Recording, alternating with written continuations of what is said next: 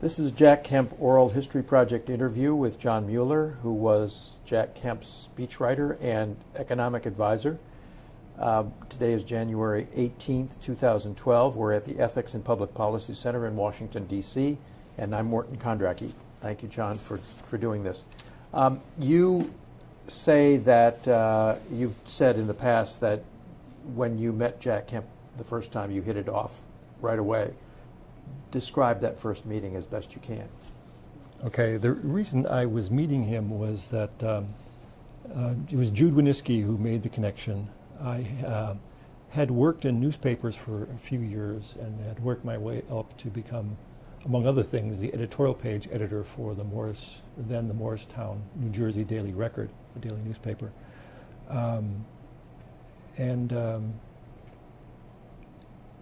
Jude, he was in transition himself. He was actually fired from the Wall Street Journal for handing out campaign literature for Jeff Bell, I think on the Hoboken PATH train platform.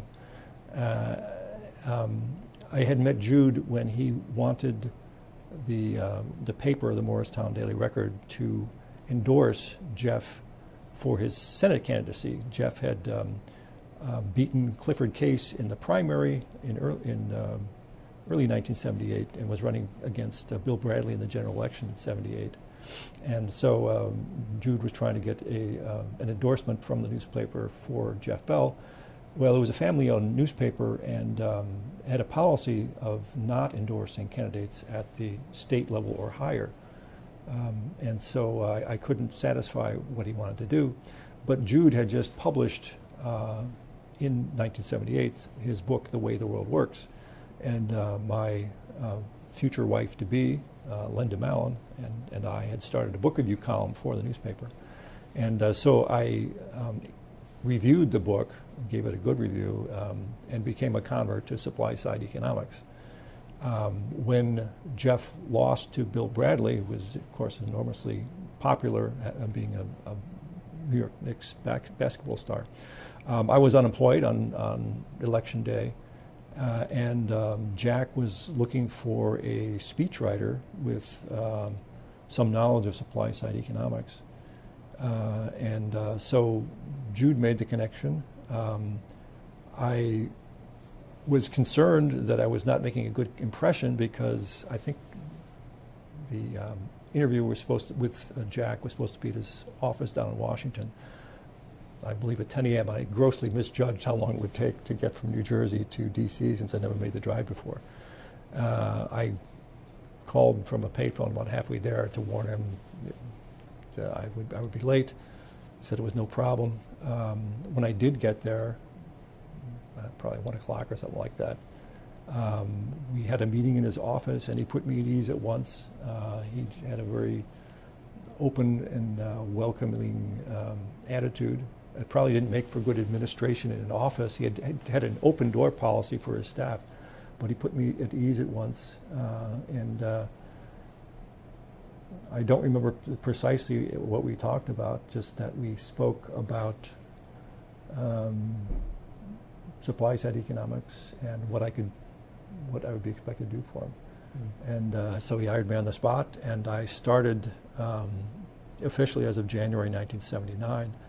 Though in looking over the Kemp papers yesterday afternoon, I see I hit the ground running from the start in 1979, so I must have done something even in the meantime to prepare for that, but began as a speechwriter. So you started in January 1979.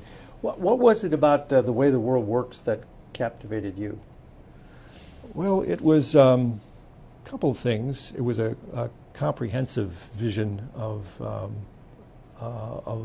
not just the economics, but of the world.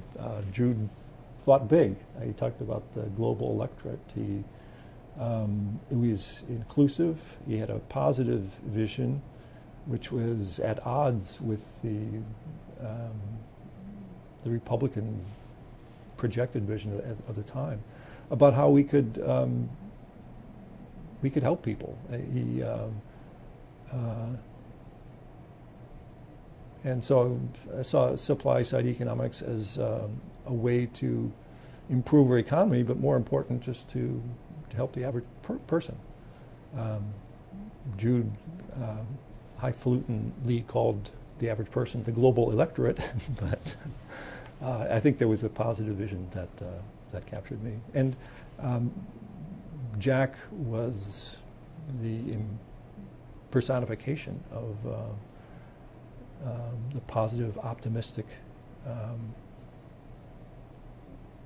vision. Was The Way the World Works a kind of a Jack Kemp Bible too? Did he refer to it, or how deeply had he read it? And I think I'm sure that he read it, but I think that much of his understanding of supply side economics came from constant phone contact with Jude. And I think Jack liked to argue things out, and because he, as a politician, he had to, once he understood something, he had to turn around and try to explain it to other people. And so he would often invite people in whom he was interested to the Kemp home and kind of pepper him with questions and be a devil's advocate and try things out, try formulations out for himself.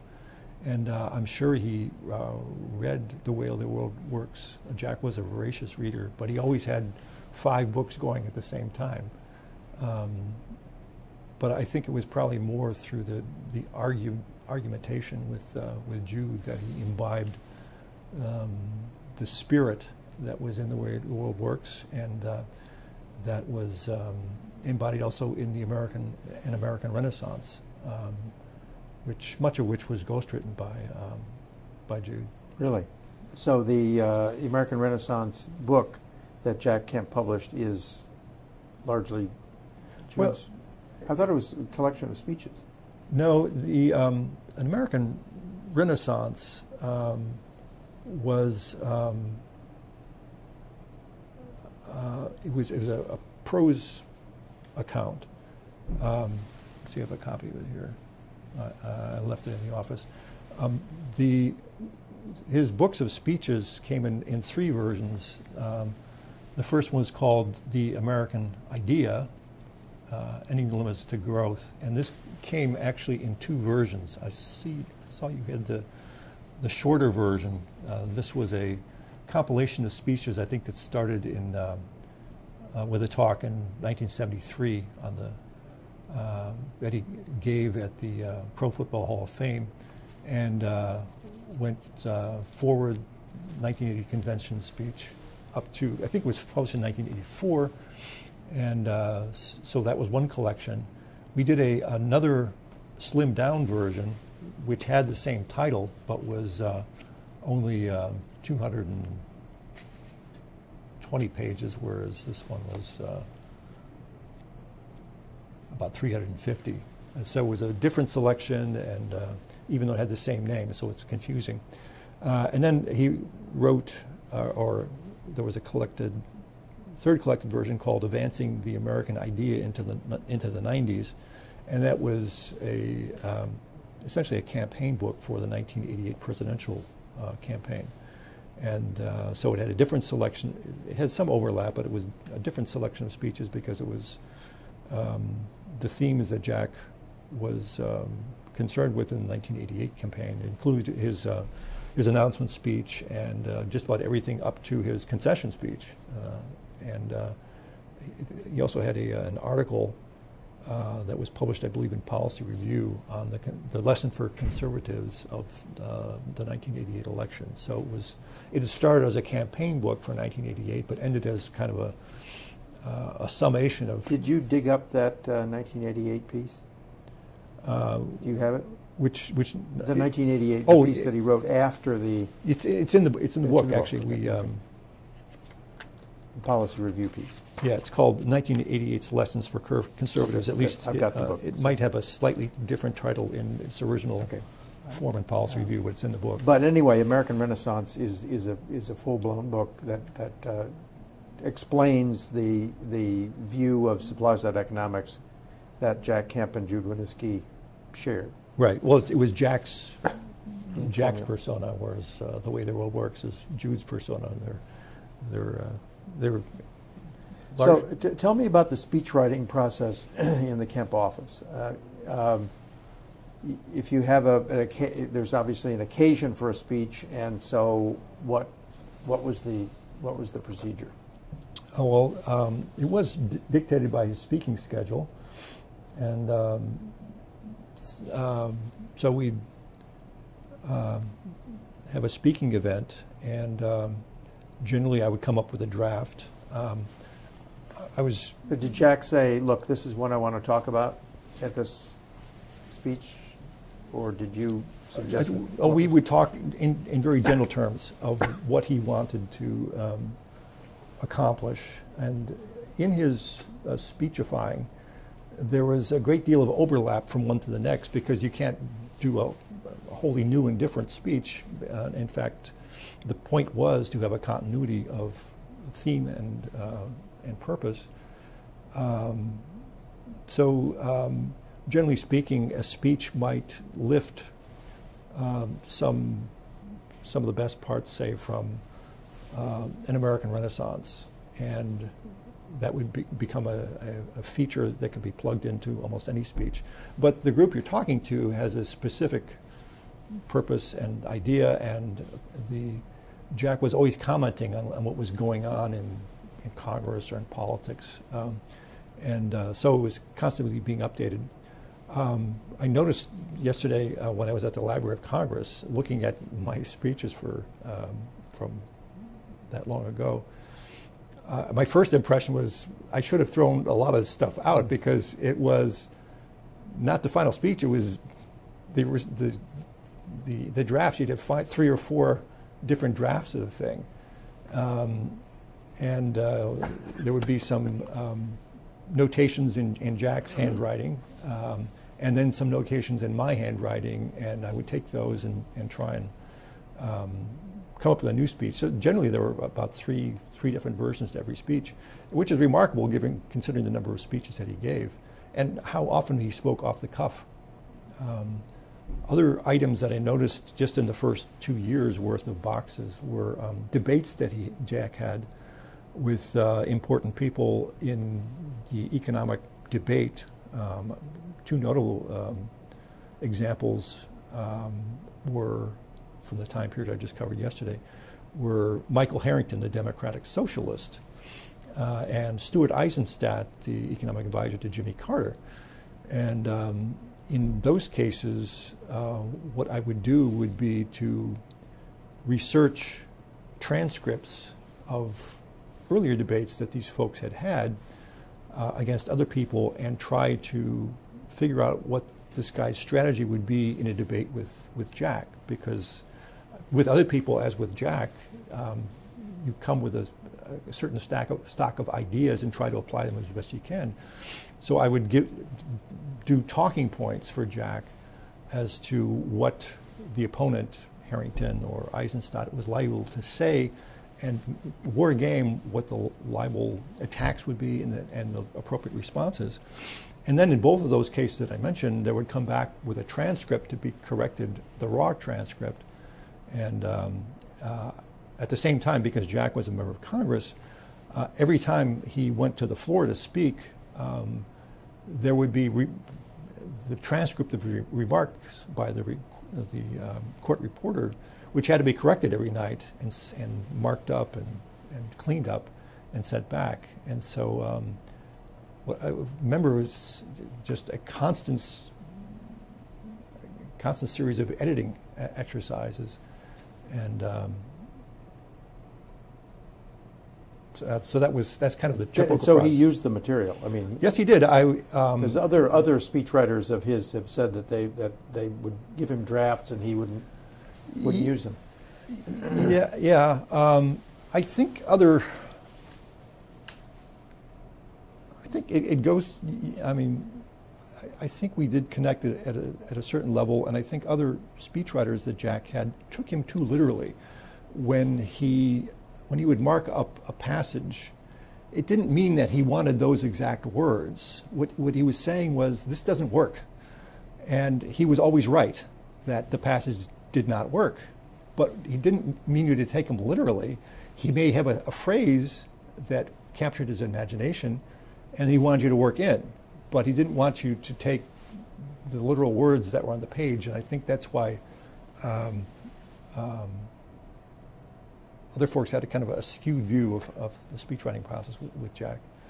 He was pretty disciplined. I'm just looking at the stuff yesterday. He was pretty disciplined in taking in the prepared material and using it in his debates. In other occasions, I think, as the speaking occasions, especially when he was running for president, became so numerous, it was just very difficult to do that kind of quality control on for every event. But at the beginning, at least, he was quite disciplined in listening and using the material. So in 1979, when you first arrived, what was his purpose in making all these speeches? Was he's not, the Republican Party had adopted Kemp Roth, his tax policy, as its platform in the 1978 election. They won seats and so on. So in 1979, we're leading into a presidential election. What was he basically, what were you basically writing about and was he talking about? Well, there were lots of different objectives. In retrospect, things look a lot more cut and dried than they were at the time. It wasn't cut and dried that Kemp Roth was established policy. That was due most of all to Bill Brock, I think, and I came across the tribute that we did for Bill Brock when he retired in 1981. He did a great deal to implement the vision that Jack was talking about, to which Jude was interjecting ideas, but the inclusiveness, reaching out to African Americans. Jack had always done that ever since he was a professional football player, but Bill Brock made that a centerpiece of his of his tenure as head of the RNC, and also saw the same opportunity, political opportunity for the Republicans in having a positive vision to project, where so many Republicans, having been in the majority for so long, just seemed so negative. And that was what Jack, he kind of tried to blow a little of that. There's one speech that from 1979 that I want to ask you about particularly, and that's the speech to the longshoremen. Mm-hmm. This is July 16th, 1979, and he says in here, back in 1976, a major Republican figure running for national office came to my district to campaign. At the time, unemployment in Buffalo was running at 16%, and the factory workers said reducing inflation is fine, but they wanted to know what he planned to do about unemployment. He said, not much in the short run, and if we could balance the budget by 1978, by 1980, we could work toward reducing unemployment. He was operating under the same theory that is still guiding us today. The theory is simply asinine. I have a feeling that he was talking about Bob Dole, but was he? I think it was. I was not with Jack. But you wrote the speech. I did wrote the speech. I suspect that asinine was my my interjection, but Jack certainly didn't shrink away. He felt strongly that what the Republicans were proposing at the time was not just stupid politically, it was inhuman. It was not to care that people were supposed to be unemployed for several years in order to combat inflation. And it was not just almost everyone on the conservative side, including Friedrich Hayek. He talked about how it was necessary to have a depression for several years to solve double-digit inflation. And of course, Jack and most conservatives revered Friedrich Hayek, but he just got it wrong on this issue. And it was this what Jack called the Phillips curve mentality, that the way you fought inflation was with unemployment. And that was the predominant doctrine in those days. Keynesianism said you had one policy lever, demand, which you either increased or decreased. And so if you had to live with the consequences, even if that included high unemployment. But was the person involved here, Bob Dole, who obviously was a exponent of that philosophy, right? I believe it was. Right. So just looking ahead, though, in fact, the way Ronald Reagan defeated inflation was through Paul Volcker's creation of a recession. I mean, it did basically work, didn't it? Well, to kill inflation? That's what the supply side agenda was about, attempting to avoid. What the supply side innovation was that you don't have only one policy lever to push, but you had at least two. To control inflation, you would use monetary policy, and to fight recession, you'd use tax policy. And the two could be combined. So the trick in and after 1980 was to end double-digit inflation without causing a big recession. And we understood the problem. Jack wanted to do, his initial plan was to do a 30% across-the-board cut in marginal tax rates in 1 year. To get his Senate co-sponsor, Bill Roth, to go along with it, it had to be stretched out over 3 years. And by the end of the process of the Reagan tax cuts had been reduced to a 23% spread over 4 years, and the first year was only 1.25%. And that was exactly in the year when Paul Volcker was putting on the brakes. And so we had the monetary restraint without the tax cuts. The tax cuts only began in part in 1982. So you and Jack believe that had the tax cuts been instituted at the way that you originally intended, that there would not have been a recession? Well, it certainly would have been much milder one, and depending on the size, I mean, a 30% cut in marginal rates can do a whole lot. But we got the most we could get to have a presidential candidate, Ronald Reagan, get its importance and to overcome the opposition that he had to implement it was doing well. Yeah, we could have done better, but we did the best we could with the resources we had. Let me go back a second. Randy Teague, his one-time chief of staff, said that Jack Kemp was interested in tax policy as far back as 1973, before you arrived. What got him into tax policy? Why did he decide to be? He wasn't on the Ways and Means Committee. What was it that made him interested in tax policy? Well, there'd be a couple things, I suppose. The core constituency of the Republican Party, and this is my theory of politics for what it's worth, is that the two parties differ economically primarily in the degree to which their constituents rely on human versus non-human capital for their livelihood. And when we did the oral history symposium at UVA on the 1981 and 86 tax reforms, I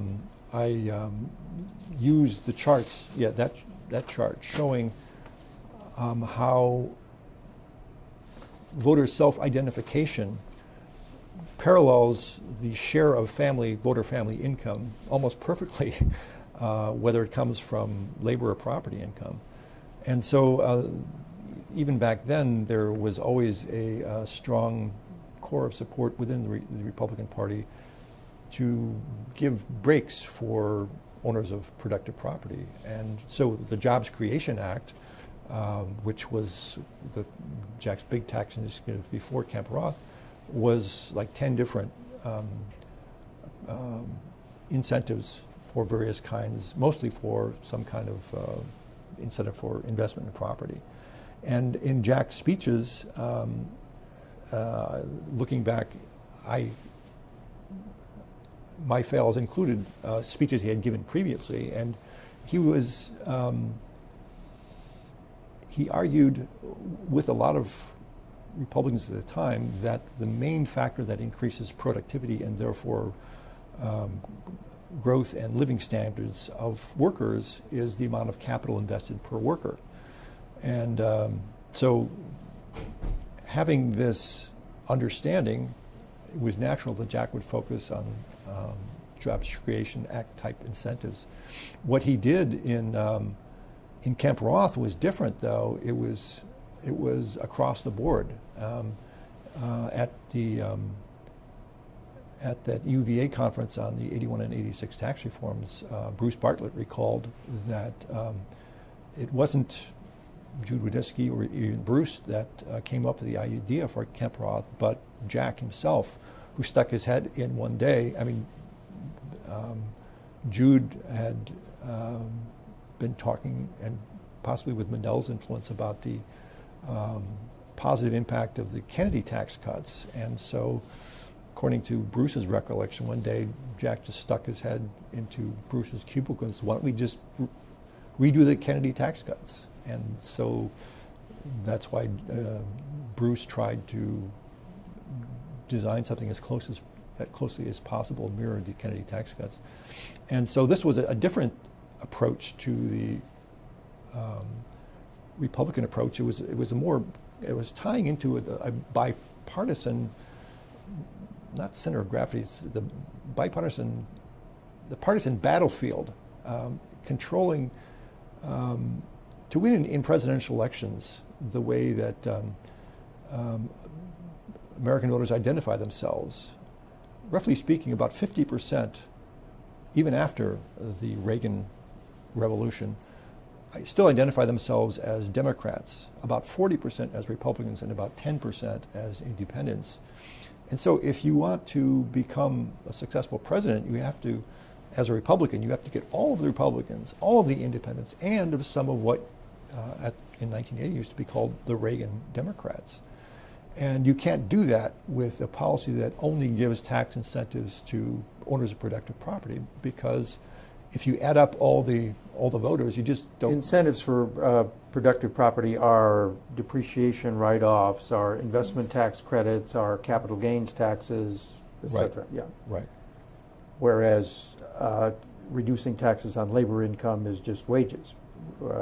Well, the across-the-board nature of the Kennedy tax cuts, the Reagan Kemp tax cuts, also the Mellon tax cuts of the 1920s, were applied across the board, meaning on all income, and it's both labor and property income.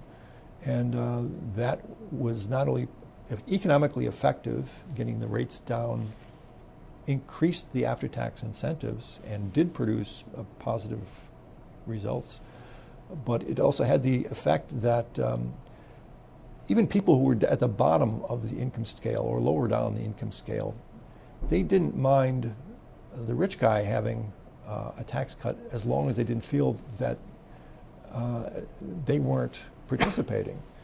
And Jack was a big believer in the Lincolnian vision of that it was natural for everyone to try and improve his lot in life, and to improve it not just for himself but for his family. And so Jack always had a dynamic, forward-looking view of things. And I think this is why he gravitated towards the across-the-board nature, meaning that we would, by cutting tax rates across the board on both workers and Wall Street investors, we would provide the economic incentives that the whole economy needed, but it would also be fair and provide the incentives in which the blue-collar worker could get ahead too, because he wanted to improve his lot. Maybe he was in a blue-collar job, but wanted his son or daughter to have an education too. That's the way it turned out later, but way back in 1973 when Randy T got employed, he was looking for a tax person. Now, do you think it was because of the distress of Buffalo and he was looking for ways to trigger growth in Buffalo and looked at tax policy as the way to do it? Or well, it would be natural because it was a steel industry town in those days, and steel industry has big investments in equipment and plant, and so doing incentives for that would make sense economically and politically if you were the representative of a steel district. But do you know who his early influences on that were, leading to the Job Creation Act? The Jobs Creation Act, I think it was Norman Torrey. Had a great deal to do with it. Norman, we spoke a little bit about this at the UVA Oral History Symposium. He originally provided the investment tax credit idea to Kennedy, and he was always much more concerned with what we called tax neutrality, and this was something that took me a couple years to work my way through to figure out how do you treat people and machines on the same footing. And Norman had a view of tax neutrality, which in effect meant that you would have zero tax on property and property income. There would be expensing, an immediate write-off for the initial investment, and there would be no taxation of the return on that investment. And so in the end, what you have left in the tax base, if you take that to its logical conclusion, is it's a glorified payroll tax. I didn't see that at the beginning because I, like Jack in the 1970s, accepted the prevailing wisdom on the subject. Not just the political community, but also the economists at the time had not internalized Theodore Schultz's discovery in coining the term human capital. He had done that back in 1960 and 61 when Norman Torrey, he had already been educated, was already working at the White House. But Theodore Schultz had... Who was who? Theodore Schultz had been initially an agricultural economist, but he had been tasked after World War II to try and predict the growth in Germany and Japan, which had been devastated. Its plant and equipment had been devastated. And Schultz recognized that all of their forecasts of what would happen, say in Germany after the war, were way, way off, way, way too low. And rather than doing what most people do is just ignore your mistakes, Schultz went back to try and figure out what they had done wrong. And he came up with the theory that the problem was that we were assuming that all of the growth had to come from the plant and equipment that was available. So you had to increase the plant and equipment per worker, and you had to increase it at a certain rate to have a good rate of growth. But when Germany and Japan's capital stock had been decimated, there was nothing to begin with. And Schultz realized, and he said in the famous article where he coined the term human capital, published in 1960, that the economies have been growing much, much faster than be accounted for in this way. And he hypothesized that the difference, missing growth, was caused by the investment in people. And so that's what his article was about. Other economists like Gary Becker, also at the University of Chicago, wrote a book called Human Capital, in which he tried to articulate that. And John W. Kendrick tried to formalize Schultz's idea into what he called the total capital theory, in which it was possible to classify not only the human capital, but also non-human capital, tangible and intangible forms. For example, tangible human capital is our bodies, which we can see and touch and feel, but our education or our experience or our judgment, these are intangibles. And so what Kendrick did was to comprehensively tried to formalize the theory, but also to measure these things for the United States, going back as far as we had national income data. And he showed that all of the growth is in fact accounted for by these various forms of human and non-human capital, tangible and intangible. And in other words, the growth is more accounted for by the growth in human capital than it is in property capital. Right, about 3/5 of the growth comes from human capital. And but the Republican Party tends to still devote its energy to incentivizing property capital, no? Yes, and there's always been this tug of war. The questions you're asking really are asking, how did Jack emerge from this mindset into a new mindset? Was it was instinctive rather than theoretical? Well, it was both. I think, it was.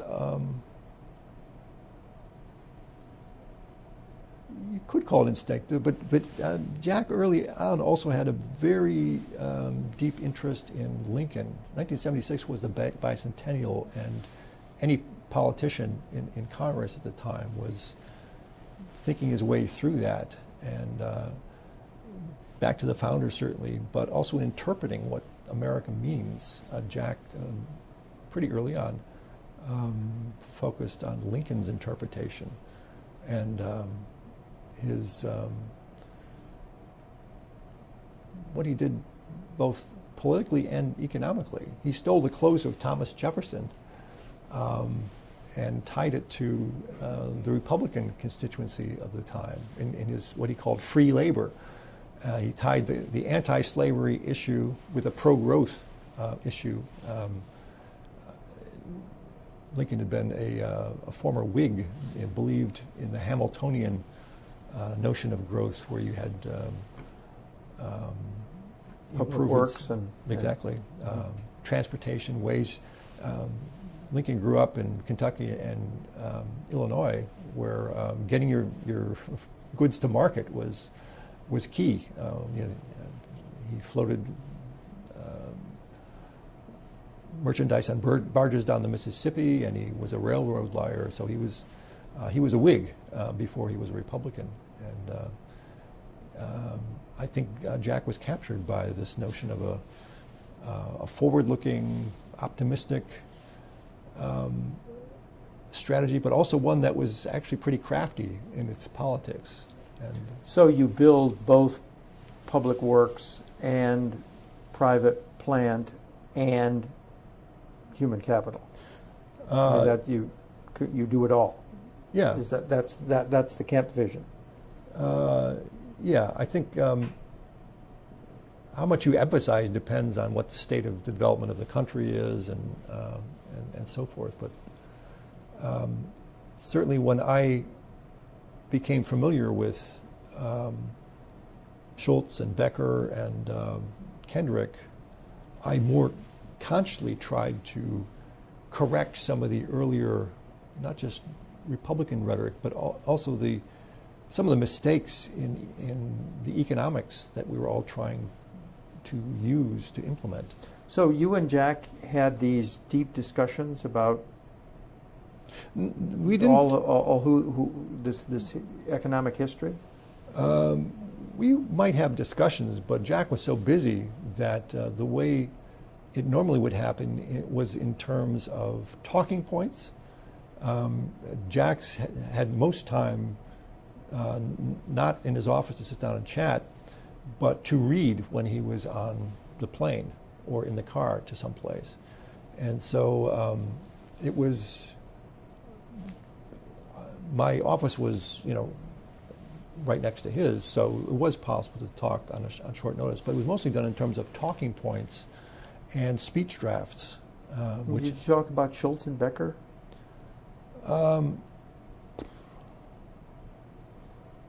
trying to keep clear the chronology of my own understanding of these things.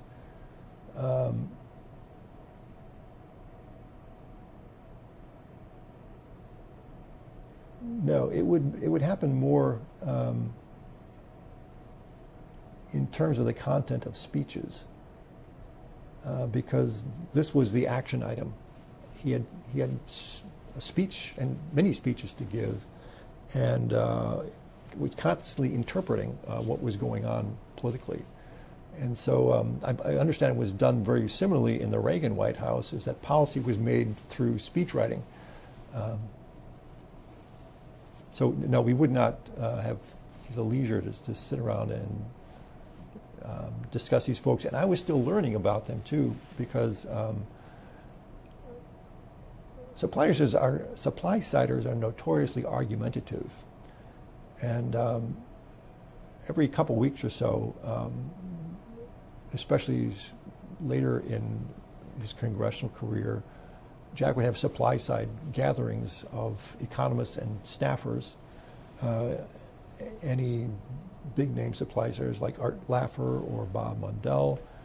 Lou Laren would be there when he was in town to discuss things. Jude Wineski. And these often wound up in shouting matches because no one could agree on some of the most basic things. And this is something I didn't realize until I wrote my own book, much, much later, is that the history of economics has been abolished. It's no longer taught by economists. In fact, it was formally ended, the practice that to get a degree in economics, you had to have mastered its history. That was ended formally in 1972 at the University of Chicago, and many, if not most, of the supply-siders were Chicago trained. And so much of this disagreement about the history of economics was being played out in front of my eyes. And I was a speechwriter. I was not an economist to begin with. And so and yet it was my job to try and come up with a coherent explanation for all these things, taking in the various points of view. So I would always have a 6-foot shelf of books from the Library of Congress to try and figure out who was right on these things. So you synthesized all the learning that you did from these books into speeches without reference to the books necessarily, which is a daunting job, but yeah, but Jack was a big reader too. Mm-hmm. So he was a voracious reader from early on. I mean, there were anecdotes from his football days about how other folks would be studying the playbook, and he'd have some book. But he absorbed it. He did. Yeah, he did. This notion he was a dumb jock was just it was like one of his advantages, like Reagan's or Lincoln's, was that everyone underestimated his intelligence. So what were the fights about among the supply-siders?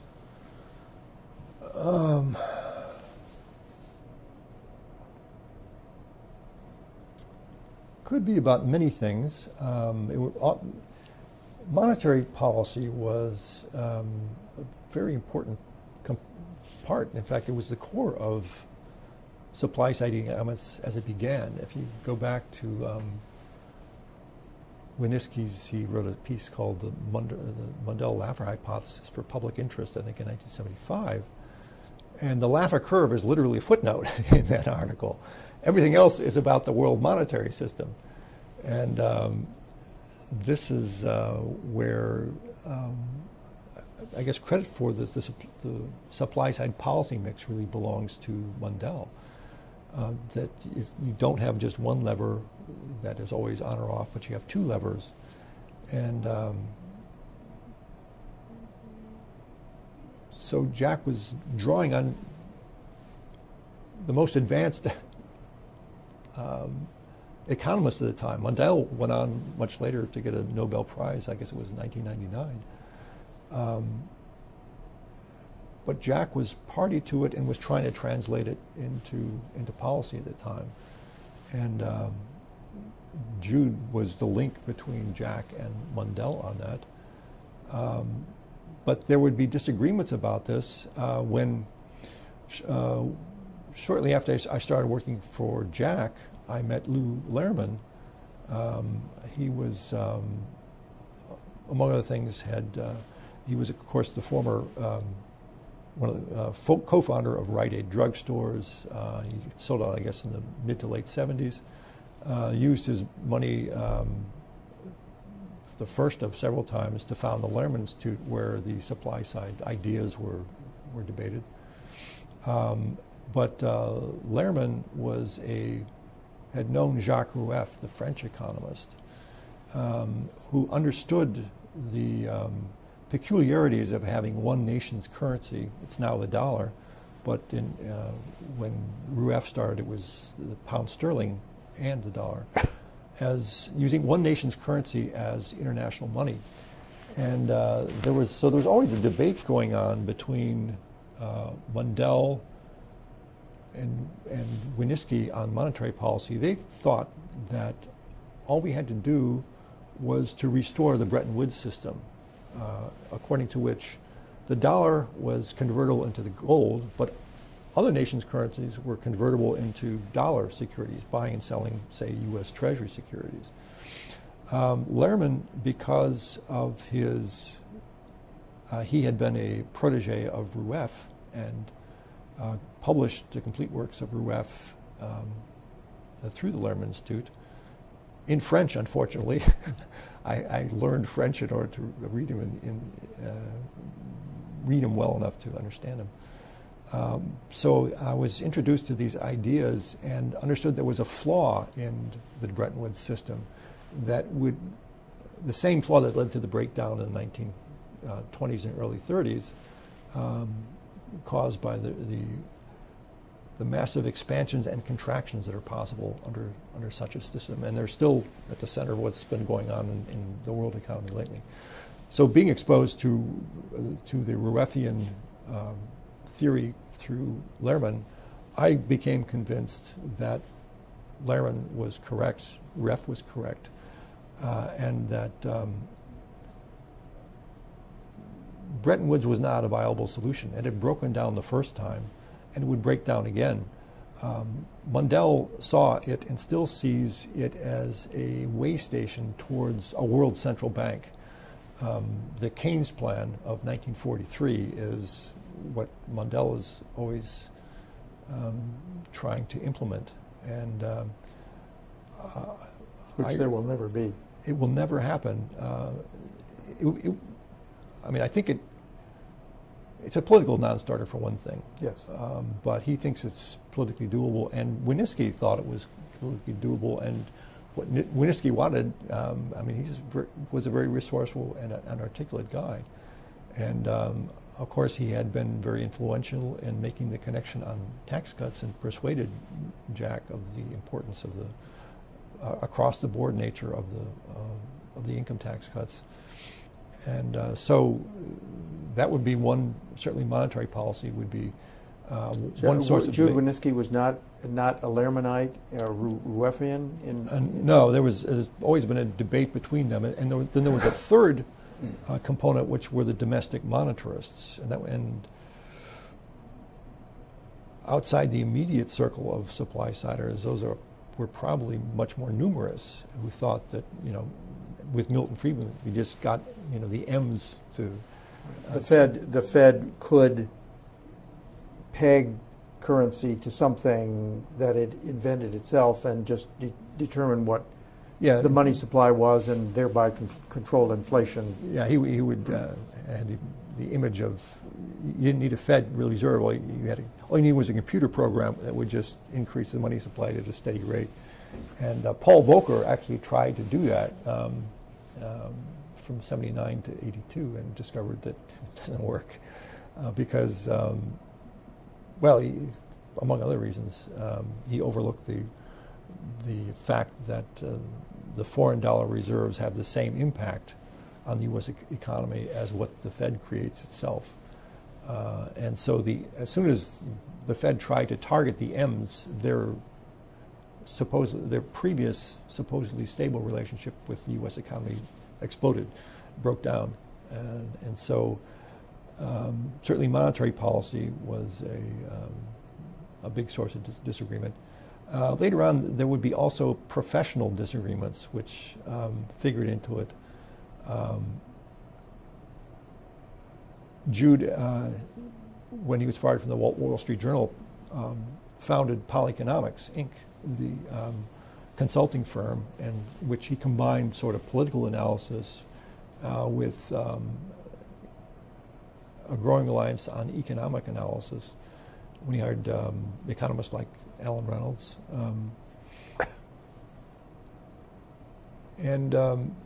These conflicts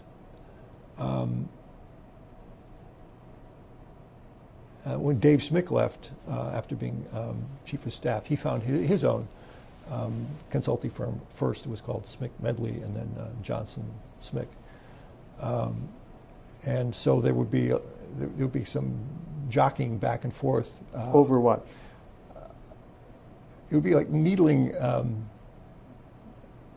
Jude for driving a Japanese car when some of his clients were from Detroit, were Detroit automakers, and so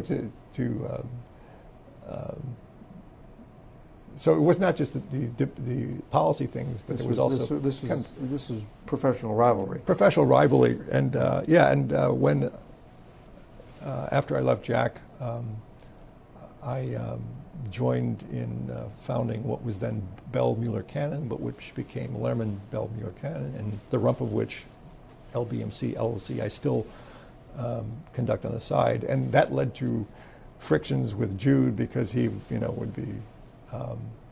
Was this over contracts or? No, it was actually over. It was over the predictiveness of the various theories.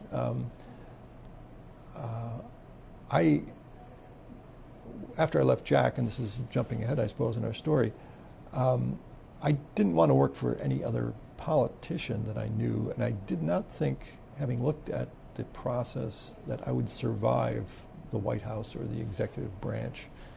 I'm an introvert, and so I would not thrive in that environment.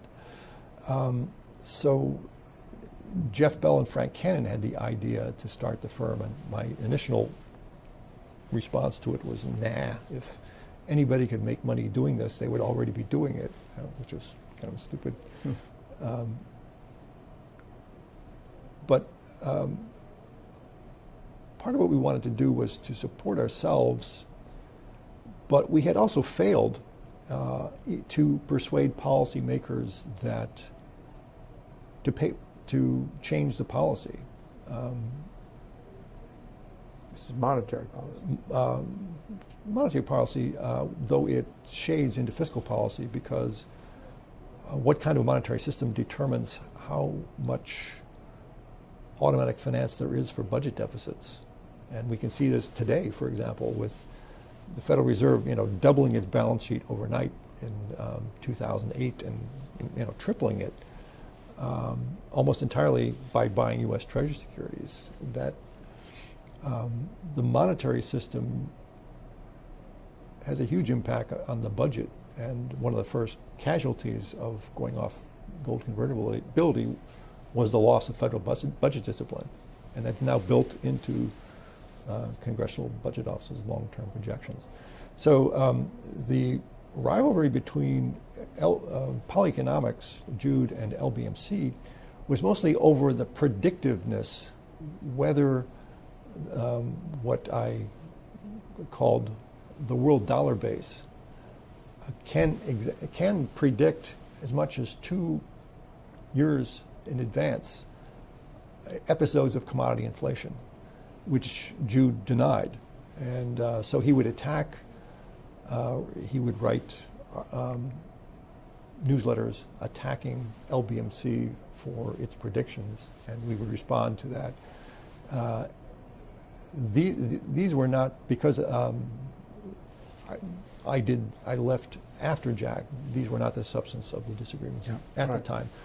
They were the nature of the disagreements that were going on among other, between Jude and other folks who were either trying to needle him for personal reasons or, as with Dave Smick, partly for professional rivalry. What was the relationship between Smick and Winniski? Smick was Smick the chief of staff the whole time that you were there? No. First there was Randy Teague, who left, I think, about a month after I came. I was the chief of staff for a month before Jack realized that I was totally unsuited for that, which I agreed I did not want to actually be chief of staff in the first place. Dave Smick then came on, I think in February of '79, and he stayed until, I think, through '84, and left to start his own firm. He had, in the last year or more, and continuing beyond that, Jack was involved in various conferences on third world debt, in which Jude would put together. This is while he was, before he had left to found his firm. He put together these conferences on third world debt, and would do them with Democrats interested in the issue, like Bill Bradley and Dick Gephardt, with central bankers, which he would bring together, and economists like Mundell, and I think Laffer was involved in monetary conferences as well. Dave turned it into a business model, because so Winniski originally founded these things, and then no, Smick it was Smick. It was Smick Smick who founded them. But he did them while he was he did them for Kemp. These were Kemp initiatives, but the same relationships then Dave could use as a business model, because he knew all these central bankers, and Manuel Johnson joined as a partner, and so they do a pretty good and lucrative job of schmoozing central bankers and policymakers. Right. So just to go back now, so Smick arrives in '79, early '79, and how did Smick get along with Winniski and Paul Craig Roberts and all these other people?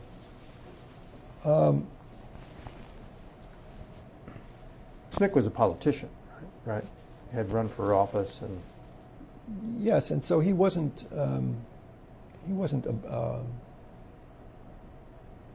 abrasive in the way that say Jude could be.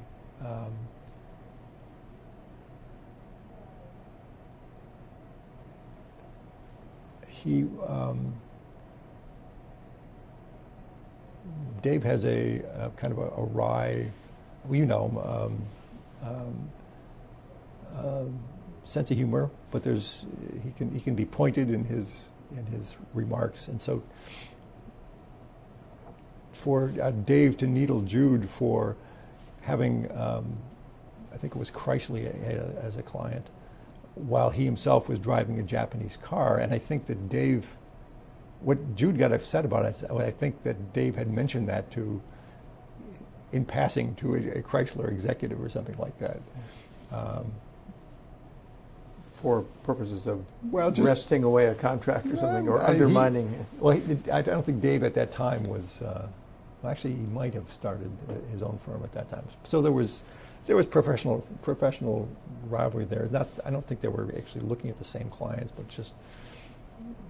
But going back to the Kemp staff now, so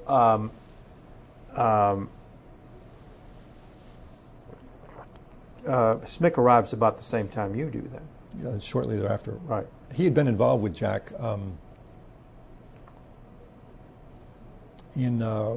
he wrote and also helped publish some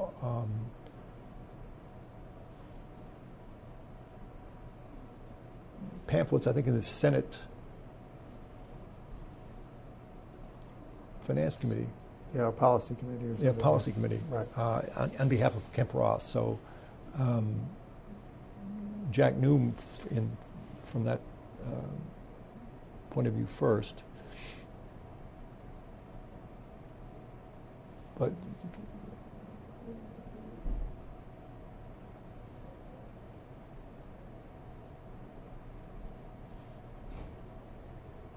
I should go back and just your question. Yeah, I can ask. I'll ask Smick himself about how it all came about.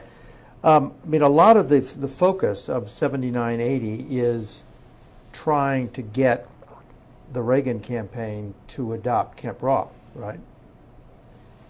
And so, give me the history on that.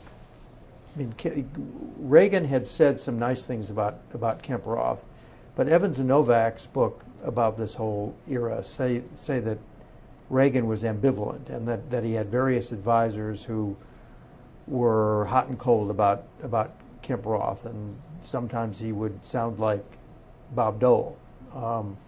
So, what did you all do to try to influence the Reagan campaign and Reagan? Well, it was part of this yin-yang back and forth on the importance of business incentives. From the beginning, there were folks in the Reagan campaign who had heavily big connections to, for example, the American Council for Capital Formation, a lobbying group for big business. And there was always a tug of war. That's Charlie Walker, right, to try and water down the personal rate reductions and juice up the business deductions, the depreciation. Which is the battle that you're talking about. Right. So that was always going on, and what Jack had going for him with Reagan is that Reagan was in the same business that Jack was. He was trying to talk to people. You know, he had these radio addresses, and some of his positive, what seemed to be endorsements of Kemp Roth, for example, or the Steiger Amendment, occur fairly early on. Steiger Amendment being capital gains. Right. So Reagan is writing his own radio addresses. He doesn't have a staff that does it for him. As we know, Marty Anderson, I think, published a book of his radio scripts, and so this was Reagan. But certainly, the closer he got to becoming a presidential candidate and to be president, the more and more you had people coming on board who were jostling to deflect the personal rate cuts. So Jack would be feeding, when Jack would publish a speech, he would send it, to Reagan. Which was read by Reagan? I'm pretty sure it was. There's no way for me to tell that. I do know that Reagan seemed to be taken with that longshoreman speech that you mentioned. I think there was an anecdote in it about a blue-collar worker who got her $65 raise and wound up with $66 more in taxes. So those kinds of anecdotes appealed to him, and also Jack's general way of describing it appealed to him. I remember briefing Reagan in the White Plains, New York. There was a hotel there, I think, where he was staying, and I was supposed to go up and brief him on enterprise zones. That was when Reagan was there, and Nancy came in her bathrobe. I remember in a pink bathrobe, and I was there just to give Reagan a memo on enterprise zones. And when was this? This would have been, I think,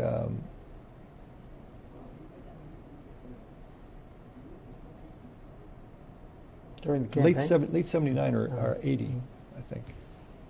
No, it would have been late 80, I think. So you were deputized by Kemp to go up there and... Yeah. We also wrote a speech for Reagan, which he did deliver, I believe, to the NAACP, because this was another thing. Jack's, outreach efforts, the Brockian component. When Reagan had to give a speech to the NAACP, they asked for a draft from Jack. I don't think it was a great draft. I drafted it, but it was because I had no experience in writing for Reagan. But still, I think he was attracted by Jack's way of connecting with constituencies that Republicans had been writing off for decades. And so Jack was always trying to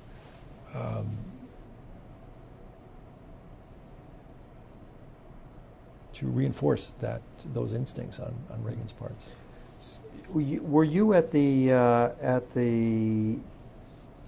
January 1980 meeting at LAX?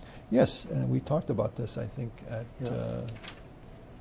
Now, Lehrman told us that this was referred to in the Kemp campaign as the boarding party, as in pirate ships, that you guys were going out there to finally capture Ronald Reagan's mind about Kemp Roth. That was partly it, but I think the boarding party analogy came it was borrowed from actually Democratic politics. I suspect it was Jude's formulation, but though I heard Jack using it too. The notion that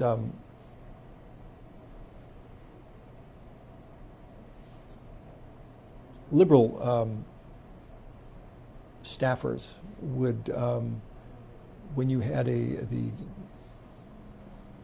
emergence of a candidate like Jimmy Carter, there would be a boarding party of liberals from, the Mondale wing of the party, and to try and staff up the campaign, and we referred to that as I think Jude or possibly even he borrowed it from some other journalist. We referred to that as a boarding party, and so this was kind of a wry way of saying that this was our effort to influence the Reagan policy. Certainly, there was a lot of disagreement within the Reagan campaign between, the various persona who didn't always get along with each other, and John Sears was one of Jude's main conduits and as a go-between with Jack, and so the ups and downs of Sears versus the other Reaganites would have repercussions on the relations between Jack and... Well, Sears finally got fired. Yeah. But this was later. I mean, at that meeting, did Reagan commit to Kemp Roth? What did Reagan say about Kemp Roth at that meeting? I think we had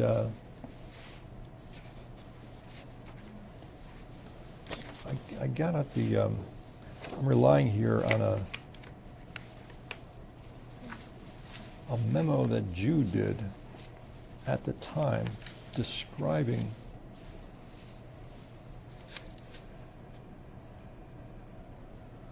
I think that you have it? I can't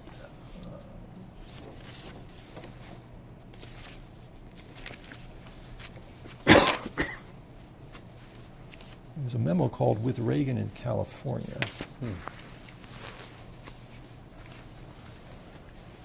And that's what I used.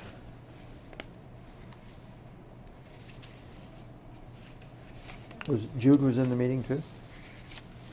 Yes, he was there. And he described the cast of characters and what we talked about, which is why I found it valuable in my research. Oh, here we are.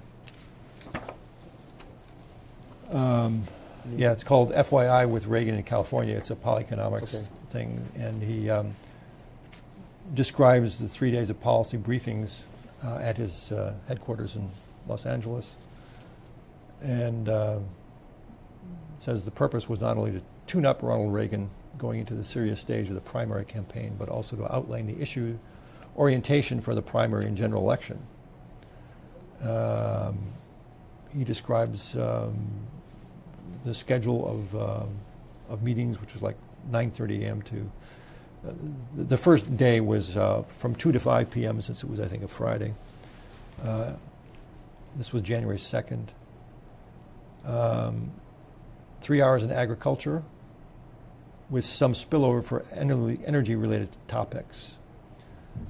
Jude says, I did not attend this session, arriving in LA just as it ended. The second day, from 9:30 a.m. to 5:45 p.m., was devoted to foreign and defense policies. The final session, Friday the 4th, I got the days of the week mixed up. The final session, Friday the 4th, was devoted to economic policy and energy and lasted from 9:30 a.m. to 6 p.m. Jude, attended these 2 full-day sessions. It says, these were not action meetings in that they were not meant to produce on-the-spot decisions or conclusions. They were, though, extremely lively with a wide range of views represented on most topics. It would be improper for me to report on the details of discussions, and I took no notes, but the ground rules were not drawn so technically that I cannot share my general impressions. So he describes a cast of characters. There were about 30 people involved. He describes who they were, describes Reagan. What do you remember of? Were there differences in the Reagan camp at that meeting about Kemp Roth? Or was there?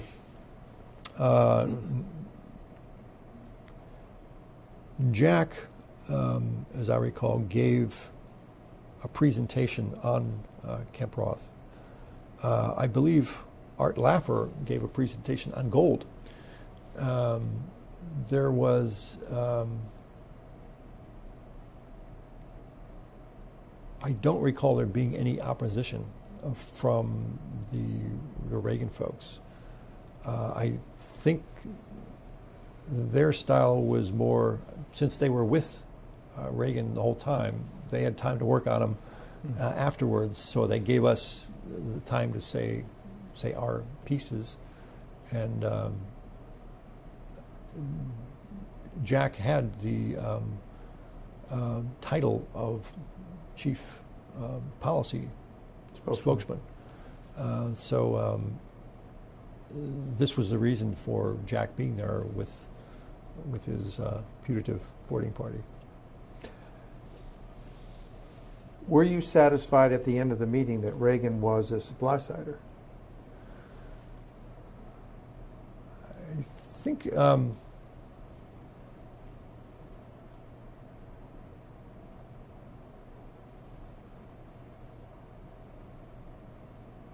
I think Reagan didn't commit himself. He mostly just asked questions. I don't think he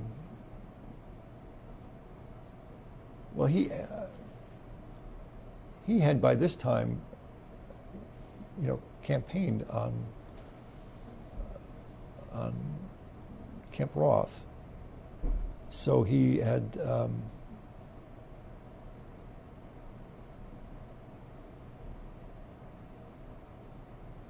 well, I take that back. His this is January 1980, and he had said things that in his radio talks that had in effect endorsed Kemp Roth, but the back and forth was mostly in response to the other folks who were close to Reagan. Who were the other folks that were doubters?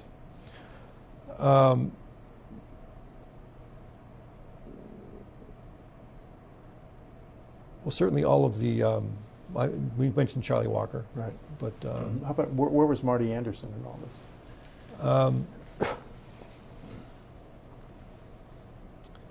Marty was, I think, positive on the effects of incentives, but he was more concerned with cutting spending too, because he was not was not a big believer in Laffer curve effects, and so I think he would be supportive, but only up to a point. But I mean, that's fair enough. I myself went through in dealing with the statistics, I began as a more doctrinaire supply-sider in thinking that major tax cuts would increase revenues. But when I went into this IRS income statistics, what I saw was that there is indeed a Laffer curve, but it is not an overall curve that affects the whole economy, but there is a Laffer curve for each marginal tax rate. And every time the United States Congress has cut marginal income tax rates, there's always been a break-even point below which you lose revenue and above which you gain revenue. Revenue gains have to do especially with the income that's already there, especially in the form of capital gains, but which investors can shift to their tax advantage. So I discovered that there is no such thing as a single Laffer curve, but that there are Laffer curve effects that we can take advantage of by designing tax rate reductions properly. Just by way of saying that, I don't fault Marty Anderson for being skeptical on the supply side effects. Well, there was both Jude Winniski and Lou Lehrman wrote articles at the time saying that there was a battle for Reagan's mind. Right, battle for Reagan's soul. I think that was Jude Winniski used the term in a Village Voice. Well, and I think interview or something like that. So did Lehrman. Yeah, he wrote an article called "Stop the Battle for Reagan's Soul." Yeah.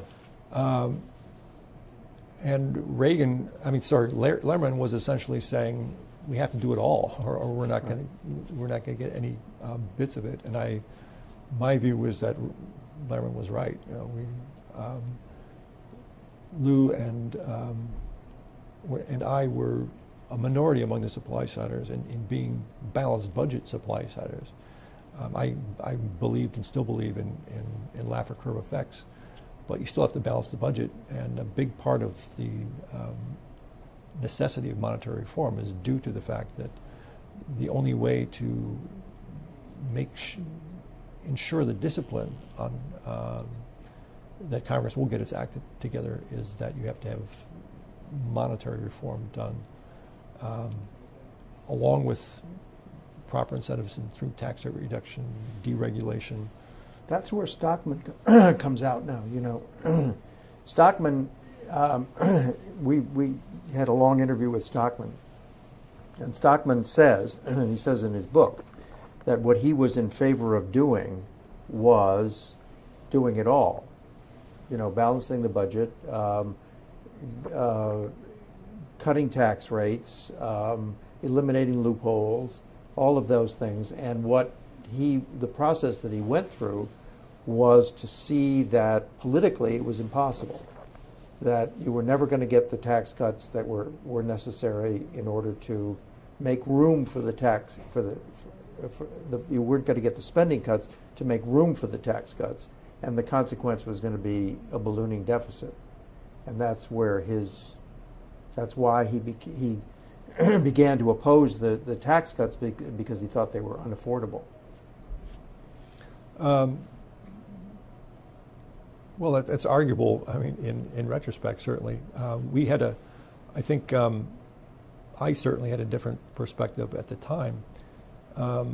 Being a Rueffian or Lehrmanian, and to a certain extent, even a Mundelian, I recognize that the dollar's role as a reserve currency gives Congress an ability to finance deficits far beyond what one would think if we were assuming that the United States was a closed economy. As Mundell often stated, the only closed economy is the world economy. And I thought it was perfectly feasible to do it all, feasible both economically and politically. A big part of what Reagan was doing was his defense buildup. He was trying to defeat the evil empire. And to do that, he had to increase the defense budget. The deficits came in part not just because of tax rate reductions, but because of the defense buildup. Well, he doubled the national debt. Well, yeah. But it did start at a fairly low level. And in the end, we were able to have what was called the peace dividend. I mean, Bill Clinton claims credit for balancing the budget, but that was in large part due to the defense build-down that was possible after the end of the Cold War. So I think it was a difficult set of challenges that Reagan faced, but he put together a package which accomplished pretty much what we needed to. We did not have to sacrifice national defense in order to balance the budget. We might have done things better, but there were political constraints.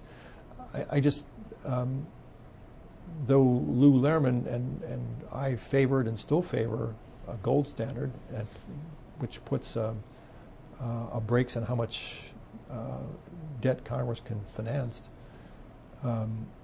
in order to get from here to there and defeat the Soviet Union, I recognize certainly that, and I think Mundell recognized and counted on the fact that OPEC, for example, would be financing a large part of it through their recycling their oil surpluses. So I think Stockman's economic perspective may still be too narrow to... He is now a Lehrman acolyte. I mean, yeah, well, he's on board the. I think he sees the big picture. I don't think he saw it whole at the time, but he has come around on gold certainly, which he did not. He was not in favor of gold at the time. I remember talking to Larry Kudlow at the time, who was his assistant at OMB, and.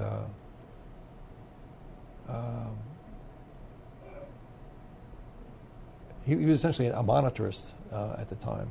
So we all evolve, I think. What was Kemp's reaction when the Atlantic Monthly article came out that dismissed Kemp Roth as trickle-down economics and Trojan horse for cutting the top rate? Oh, this is the one reporting on Stockman's response? Bill Grider's interview with Stockman. Yeah, it was. Well, it was certainly aggravation. He felt. Do you remember anything he said specifically?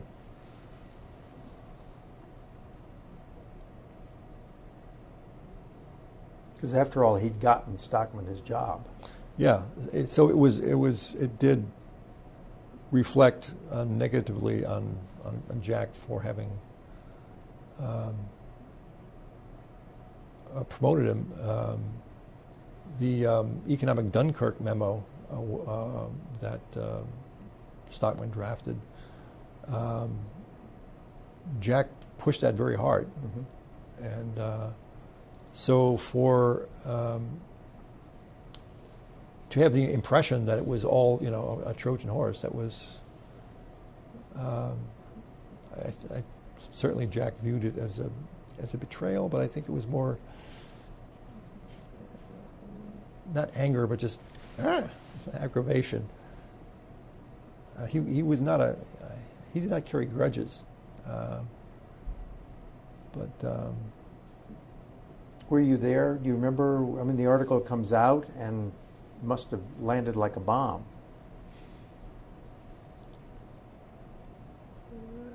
It did, but Jack was always looking on to the next thing.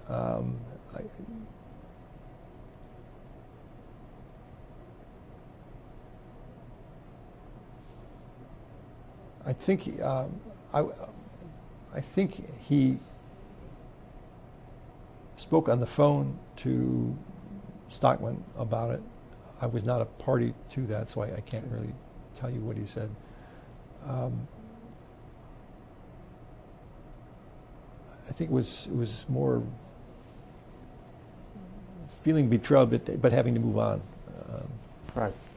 Okay. Now, so in 1981, when the IRTA is being considered, as I understand it, Kemp looked at the process of adding on the Charlie Walker agenda, 1053, and all those other business benefits as with dismay.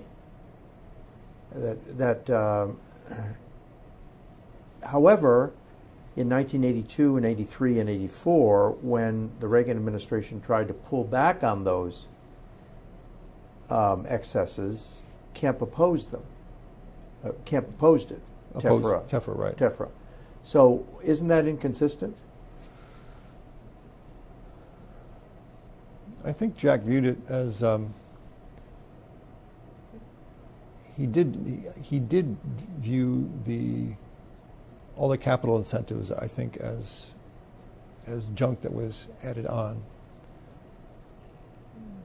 but necessary to get the thing passed. It was the price that was paid. Afterwards,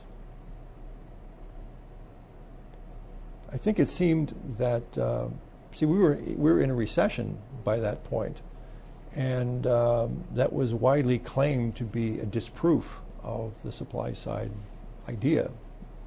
And this goes back to what we were talking about earlier, that backloading the tax cuts while front-loading the monetary restraint. We viewed that at the time as problematic. We were certainly... Kemp wanted Volcker fired. Yeah. And so that's when monetary policy loomed large. I know Dave Smick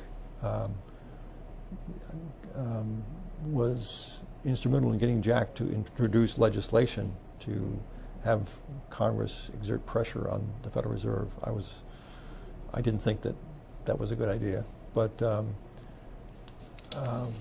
you remember what that bill was called and when it was?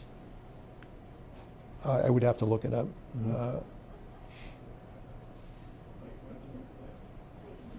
Mm-hmm.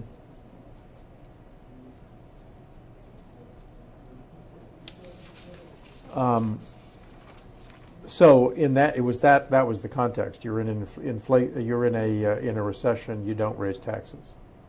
That was the argument. Yeah, basically. Mm-hmm. So what was the argument in favor of raising taxes in a recession? Because the deficit was so big? Yeah, it was saying that reducing the deficit would bring down interest rates, and bringing down interest rates would revive the economy. And Volcker had already implemented his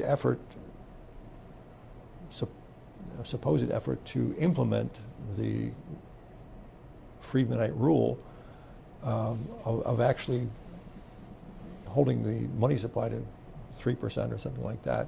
And it was at that point that interest rates went through the roof. On purpose? Yeah. I mean, he was going to create a recession that would curl your hair in order to stamp inflation out of the economy, right? Well, he knew what he was doing. I think he was convinced at first that the Friedmanite policy would work, but he abandoned it in 1982, and it was that abandonment that caused interest rates to fall sharply, and that's when the stock market took off, like in August of '82. Well, he'd accomplished his mission, hadn't he? It was coming. I think the inflation rate was coming down sharply, but it was certainly in the headline inflation. It was not was not mission accomplished. That took a little while longer, but it was. Yeah, Volcker's efforts were, were instrumental in bringing down inflation, no question. Why couldn't you say that the economic boom, which, by the way, Stockman doesn't think was all that great, that followed, but compared to the 1970s, it clearly was Keynesian, in that it was deficit financed and it was largely based on defense spending, as opposed to the result of Kemp, tax cuts? And you're asking? I'm asking you as my a response? Theoretical matter. Well, I mean, some people said Democrats said after Reagan, the economy came back, that this was Reagan had given a Keynesian kick in the pants.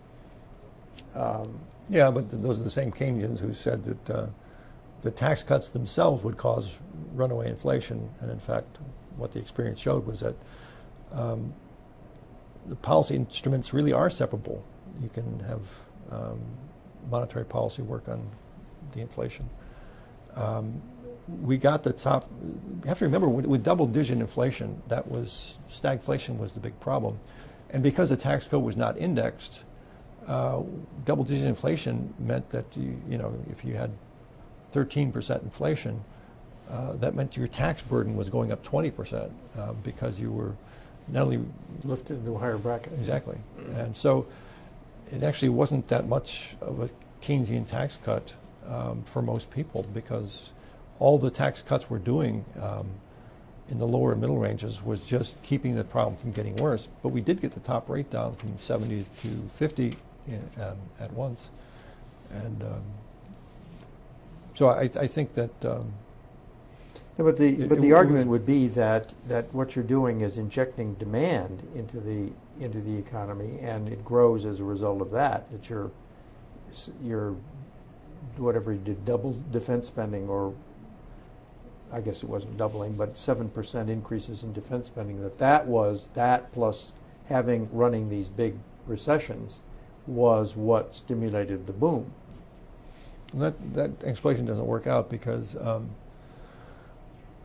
we had a sharp rise of the dollar at the same time. As I mentioned, the United States is not a closed economy, and so the sharp rise in the dollar was disinflationary. You might call it the natural result of large deficits. At the same time, you had a tight money policy, but those deficits were easily financed, as the Mundelian or Rueffian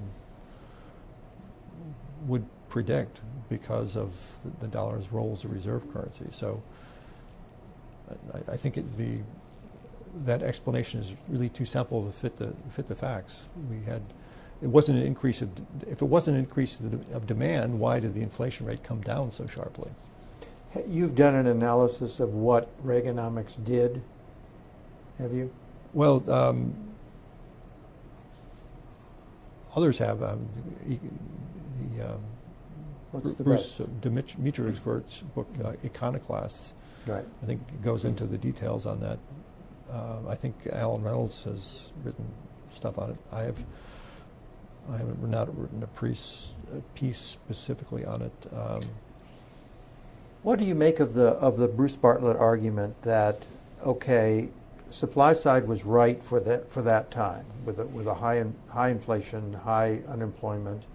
It was the right formula, but it's not the right policy for all time. That sometimes when you have a deflationary circumstance, what you need is a Keynesian stimulus, a big Keynesian stimulus, as in 2008, 2009. And you asked me my response to that? What's your counter argument? Well, again, I think Bruce. Well, certainly Bruce on his own account, has changed his understanding in a more Keynesian direction. My perspective is shaped by the fact that Rueff was a contemporary and constant debating partner of Keynes in all the questions that matter at the time. And it was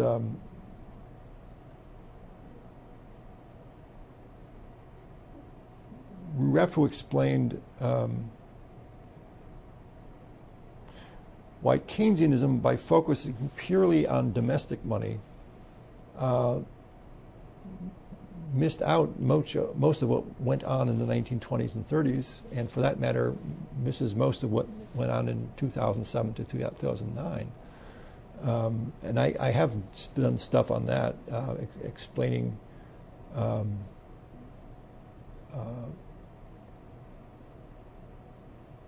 that it's really, in both cases, it's really a monetary phenomenon. Both the collapse, the rise and fall of the price level in the 1920s and 30s, and what happened to unemployment in the 20s and 30s, what happened to inflation in each of the double-digit episodes in the United States, 73, 74, 79, 80, 89, 90, and the most recent. These are all traceable to U.S. monetary policy. And to do that, to explain that, you have to include the dollars not merely created by the Federal Reserve, but also the ones purchased by foreign central banks. For example, the People's Bank of China, which owns trillions of dollars of U.S. securities. The Bank of Japan, the European Central Bank. All these purchases and sales of U.S. securities factor into what happens in the economy. And the theories you mentioned by Dave Stockman and Bruce Bartlett essentially ignore this. Well, Stockman, as you mentioned, is moving more in a Rueffian, Lermanian direction recently. He wasn't when he was at OMB. And I think Bruce, who was pretty much a standard domestic monetarist when he was a supply setter on Capitol Hill, is still mostly domestic in his orientation. I think that accounts for his thinking that we have only these two alternatives. You know, you either have it is a pretty Keynesian view of things, as Bruce himself admits. Yeah. Okay. Let's go to the gold issue. How did Kemp get into the issue of gold? Well, as I mentioned, supply side theory from the beginning was oriented towards monetary policy. But Jack, I think because of his interests, related to the bicentennial in 1776, he was a big student of American history, and from the beginning, he talked about a dollar as good as gold. That was one of his catchphrases. When did that enter? Was that was already in the speeches when you were? That was already in his Jew's book, The Ways the Worlds Work, has a great deal to do with the importance of gold convertibility, the Bresson Woods system, Jack's American Renaissance. But I was struck yesterday by going through the speeches from 79, 80, how early on the speeches I was doing for Jack and that Jack was delivering, the articles written were, they were essentially Lermanian, but that was because I was arguing for that, but it was also my role to be an honest broker between the various factions, and so I didn't think it was proper for me to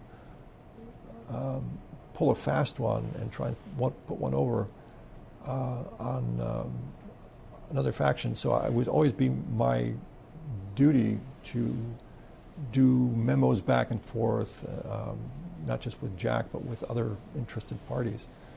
And in these supply side confabs in Jack's office, when Lou was there, he would do the argument in favor of the Normanian's position. When he wasn't there, then I would do it. So I would have two hats. I would certainly be a Rueffian on economic policy, but Jack was the ultimate decider of what was written. A dollar good as gold was there from the beginning. It was in his 1980s. Which is a kind of a finesse of the final argument as to whether it was a finesse because he had. Well, it was. I mean, it's not. It was doesn't a finesse take the of the position as to convertibility or pegging. It was.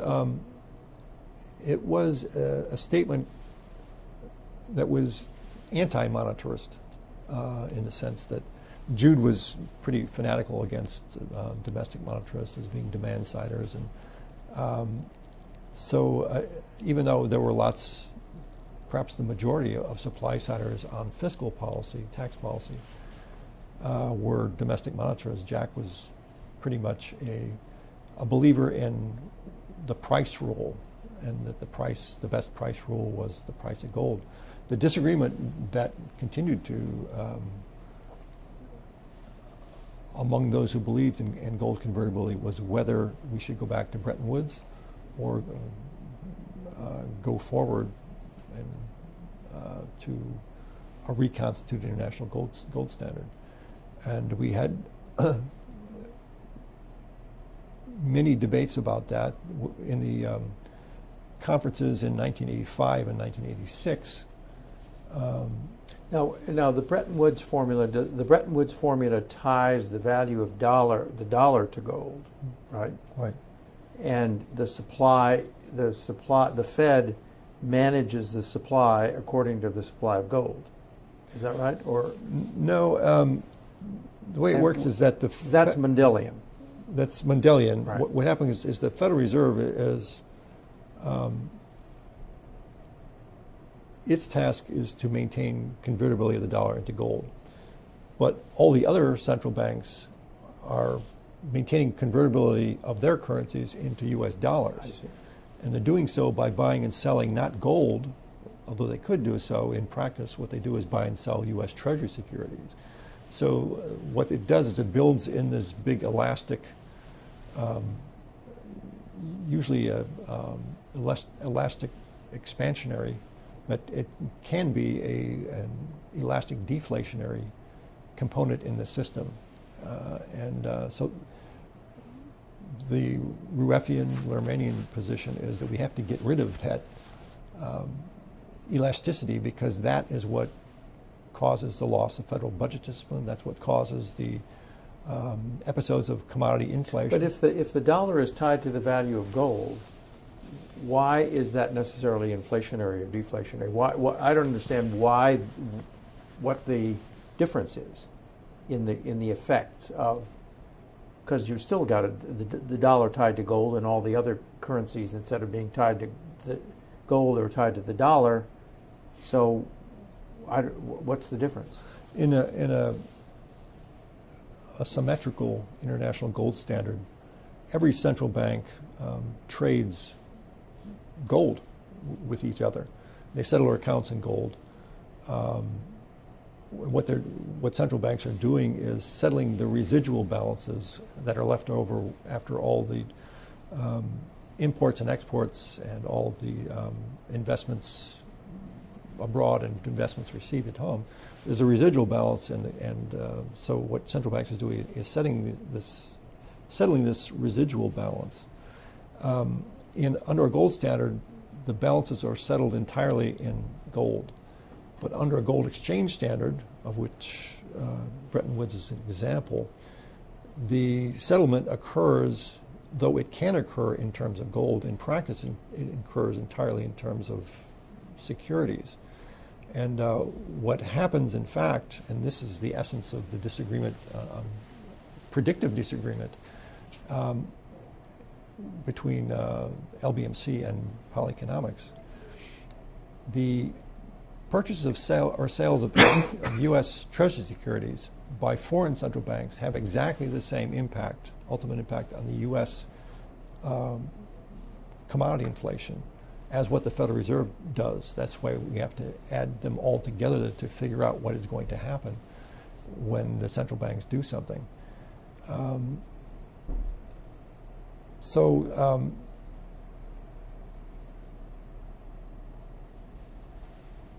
If we don't include the foreign component of the dollar reserves, we're leaving out of account most of what's important that's going on, and it's the result of the constant surprises by central bankers like Bernanke or Geithner at the result of what they do, because it's what the Fed is at most the director of the symphony of central banks, but if the woodwinds are doing something else,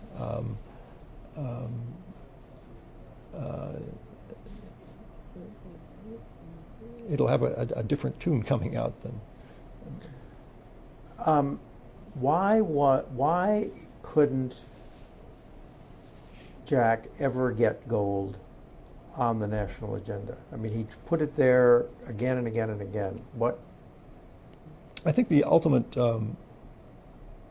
cause was a disagreement among supply-siders about the practicalities.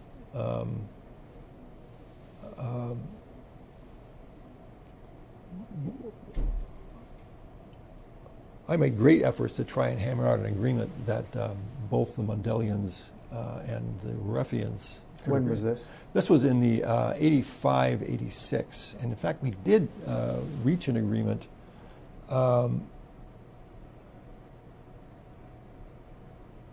a system in which the major central banks, say today it would be the European Central Bank, the United States, and other major central banks would be on a gold standard with one another.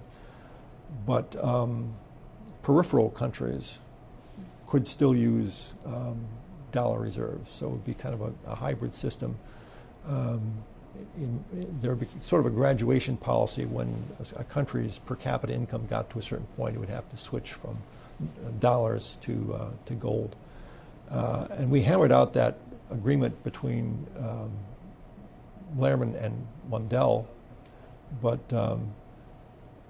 was it embodied in legislation? No, it was done in terms of. It never made it that far because when Jack described the policy in Ruffian Lermanian terms, a Jew backed out of the agreement, and so we never did. So was there, or did you have a conference, or how did you put this deal together? Well, was it your doing, or was it Jack's doing, or?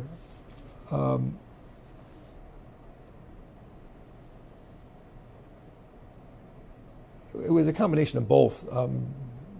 Jack wanted to get his advisors to agree. There was the Gold Commission in, I think it was authorized in 1980 and reported in 1982, and it was dominated by domestic monetarists, and so it essentially endorsed the current system. And then we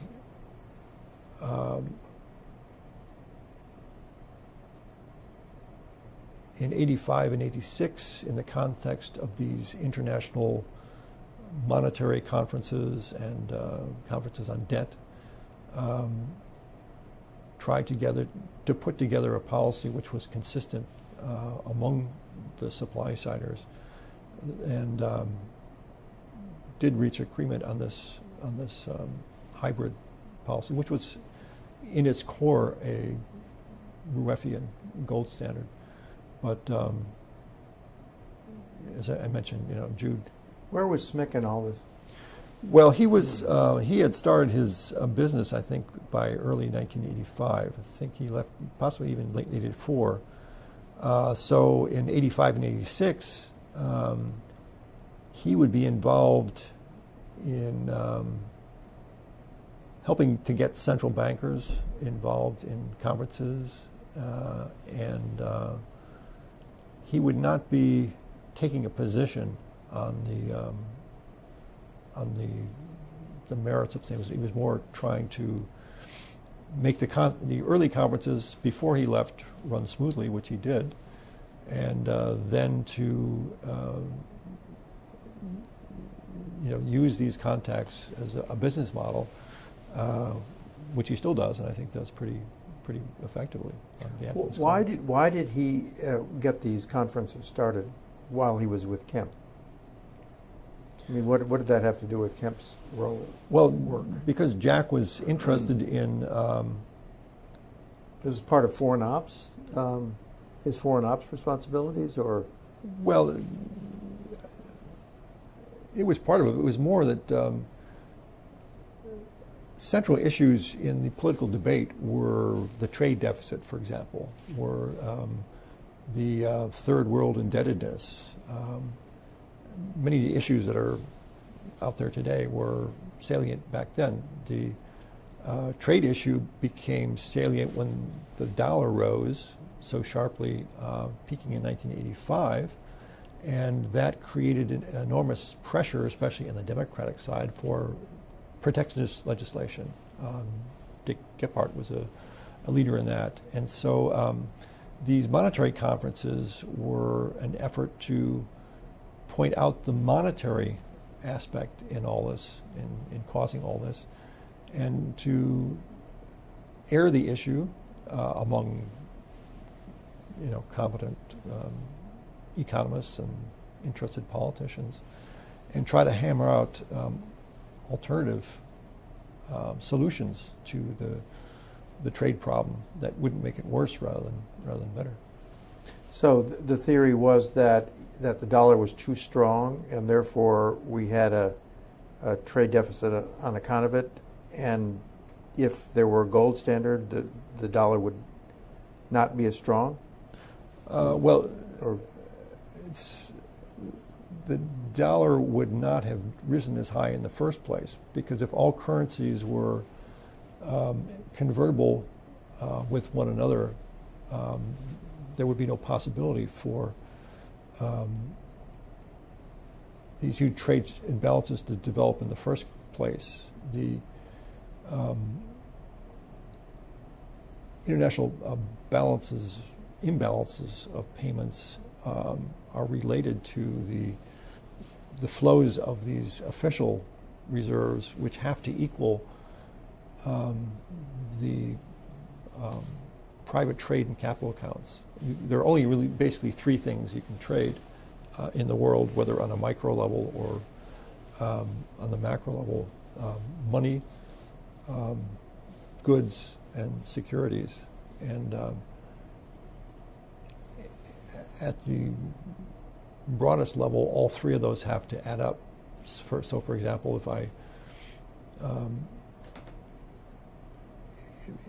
if two people or two countries have a payment, if I pay you for something, I have to get something in return, and that something has to be some combination of goods. Say I give you $5 and you sell me that cup and make a promise to repay the rest of the balance that we agree on. So those are the three things that we can trade, and it's the same in the world economy. But using the U.S. dollar as an international reserve asset means that, say, if the People's Bank of China buys $1 trillion of U.S. Treasury securities, it means there has to be an opposite flow of trade and private capital combined. And so the trade imbalances, which politicians like Gephardt were concerned about, if they were due to the malfunctioning of the international monetary system, then the way to affect those trade imbalances is with monetary reform, not with protectionism. Right. So that was the economic theory, and also the political impetus for putting on these conferences in the first place, is to say, we see the problem, and you're right that there is a problem, but you're wrong about the causes and the solution. So there was an agenda to these conferences, which was to change monetary policy. Or to try and determine and bring about a bipartisan agreement on it. What was Bradley's position in all this? He wanted to do something about third world debt, and he had worked with Jack on the tax reform issue, or he was working at the same time with Jack on the tax reform issue, so just as in tax reform, he saw it as an opportunity to work with Jack to highlight an issue that both of them thought was important, and though they had different solutions and proposals. What was Bradley's solution? I think he wanted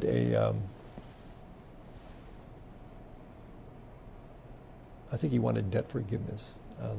I'd go back and look at the. Did he want a monetary change? He was open to that possibility, but I don't think he ever made as explicit a statement about it as Jack did. Okay, we're going to finish up here pretty soon. The tax commission that Kemp served on in 1996. Right, he was the chairman of. Chairman. How did that come about, and what was it? What was its consequence?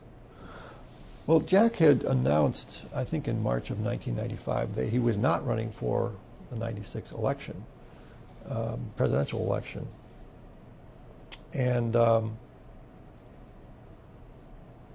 Dave Smick and Jeff Bell had spoken with Scott Reed and folks in Giewitz's office about having Jack appointed the director of a tax reform commission, the general purpose of which was, as Dave, Jeff, and I understood it, to come up with a comprehensive tax reform proposal that the Republican candidate in '96 could use to run on. This would be a sort of a winning updated version of Kemp Roth, say. That would be a way of doing something good in terms of tax policy, but also something positive for the Republican candidate. I think that it was in our minds, too, that Jack might be selected as a vice presidential candidate if he did succeed in crafting such a package. So that was the genesis of the issue. I was appointed as one of 5 outside advisors to the commission. The others were who? Let's see. Steve Enton.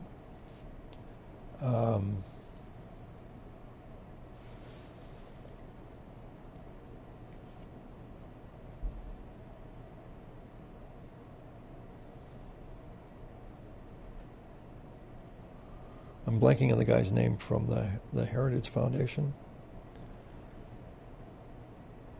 Not Stuart Butler.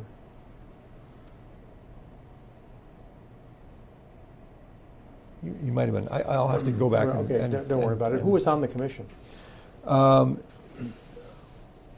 There were John Snow, who was then the head of CSX, the train corporation, later the Treasury Secretary under George W. Bush. Herman Cain was on the commission.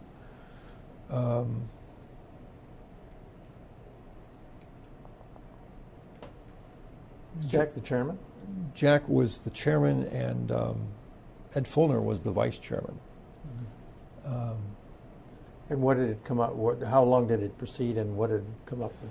Well, it held public hearings at various cities around the country in 1995, and came up with a report, I believe in January or February of '96, which was into the presidential primaries, and the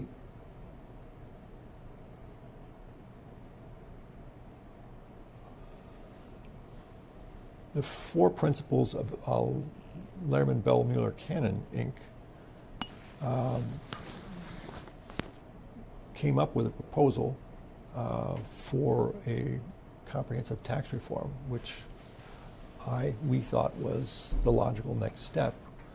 And it was a flat rate, broad-based income tax that would tax all income equally, and by getting rid of all deductions or loopholes, credits, and so forth, except for a single credit, which would be against both the income and payroll taxes below a certain level of income, which would exceed the poverty level.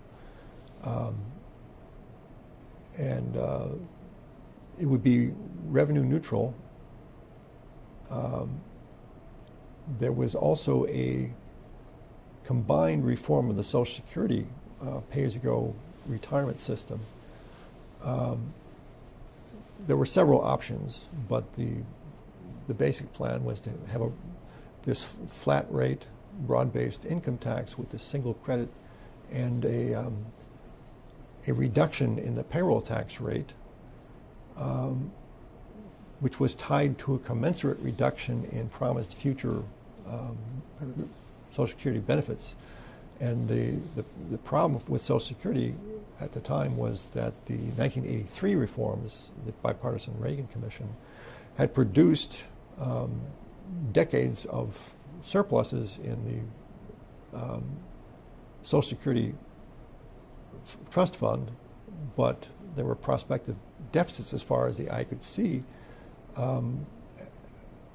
once the baby boom retired and the benefits exceeded the income. So the idea was to cut the payroll tax rates now, get rid of the surplus, which Congress was spending to finance the rest of the budget, and reduce the promised future benefits so that would get rid of the future deficits so that the retirement system would be balanced now and in the future.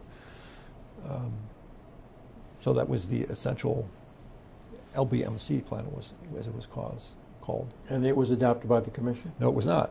It was, we proposed it, but at the same time that this was going on, Steve Forbes was running on a flat tax, which was a variation of the Hall-Rabushka plan from back in 1981, which had a history in tax reform, because when I was tasked to come up with the Republican prototype for tax reform, we had that famous poolside meeting in summer of 1983 about that. Though I noticed at the Library of Congress yesterday that Jack was talking about tax reform in 1980, so it was something that was on his scope from an early time. But it was really, as he talks about in that article about the lessons of conservatives for 1988,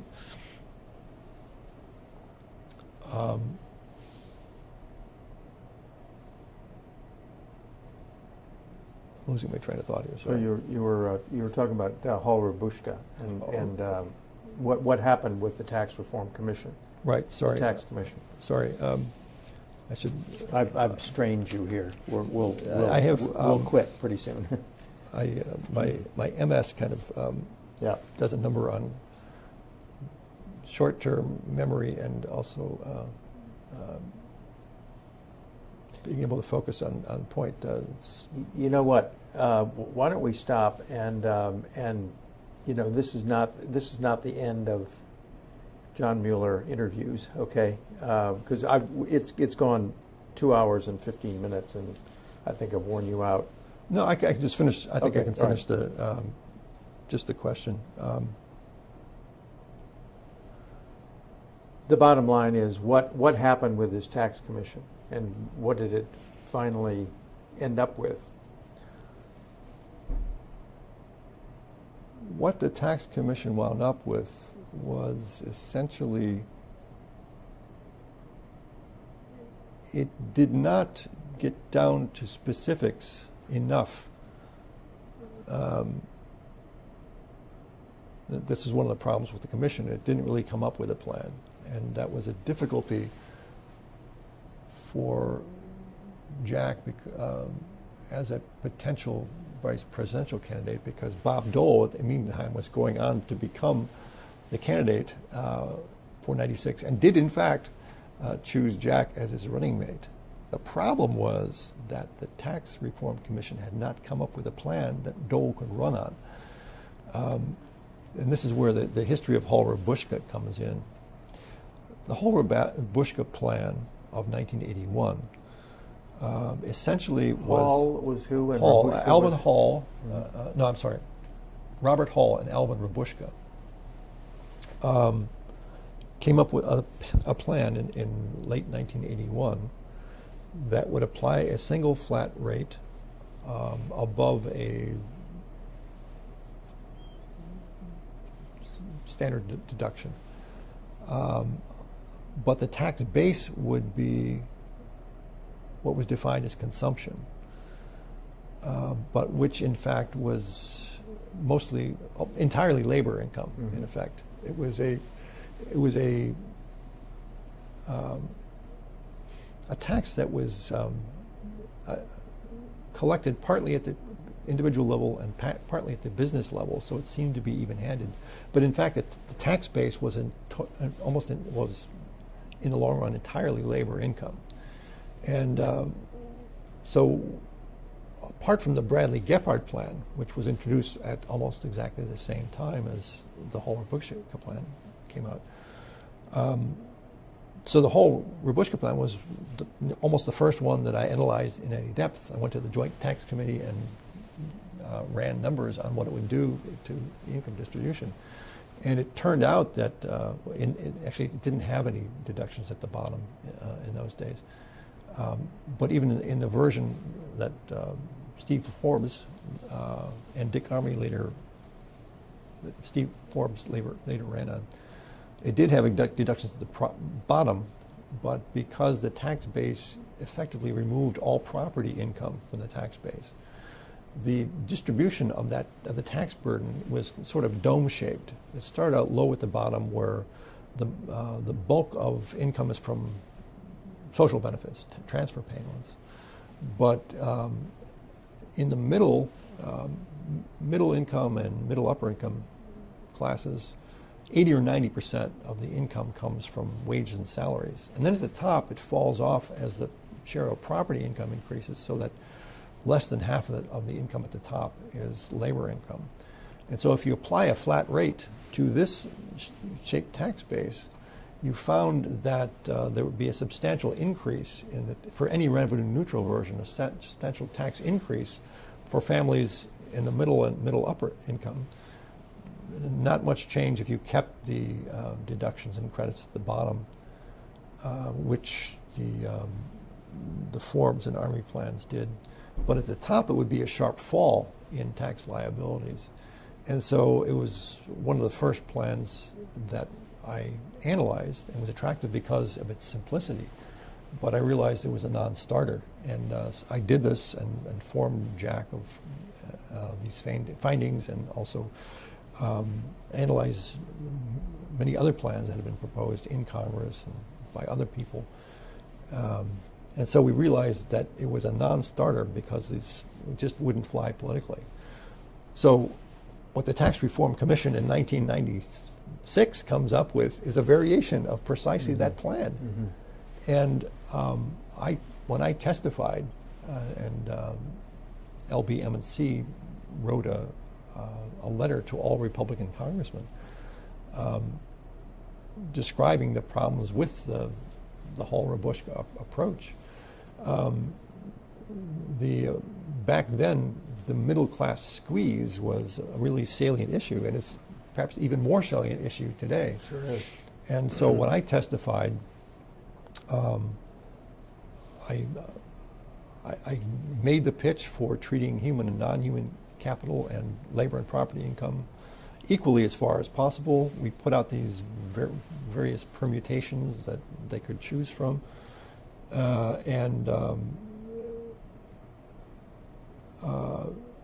I pointed out the economic and political problems, that it was a suicide. It was a suicide note for the Republican Party, and rather than some positive vision that they could run on. And Fred Barnes wrote an article describing a hearing and drawing on unnamed sources, who were in fact Dave Smick and Jeff Bell, describing the problems created by the way that the Tax Reform Commission was going. And I was blamed for having leaked internal knowledge. In fact, I had nothing to do with it. But I was dropped as an outside advisor from the commission. And it caused the first and really the only disagreement. That was a serious one with Jack. I mean, it was... Jack's the one who... No, it was actually... it was Ed Fulner, I think. These were closed hearings? Yeah.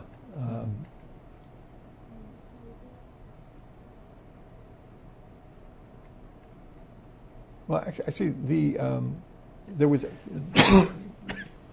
was open testimony that you can give, and I did give, and then I think there were also closed sessions.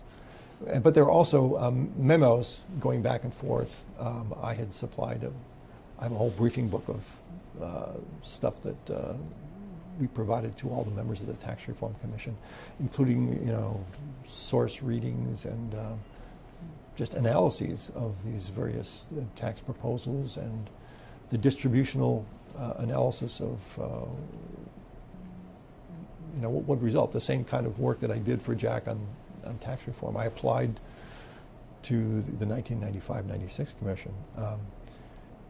But the commissioners voted essentially to go with the Hall-Rabush type approach, because that's where the party was moving politically. And so I wrote a couple of op-eds at the time, saying that it was a bad plan. And so when Jack was in fact picked for vice president, he didn't have anything from the commission that he could run on. Scott Reed was relieved to jettison the Tax Reform Commission, and they came up with another sort of mini Kemp Roth tax cut, in which the tax cuts would be paid for by unspecified spending cuts. And so it was, it wasn't as bad as what costing out the actual Tax Reform Commission proposal would have looked like, but it wasn't enough to be winning. And so it failed to fulfill the purpose for which the Tax Reform Commission, for which Jack was appointed director of the Tax Reform Commission. Okay, thank you, John, very much. And we will resume at another date.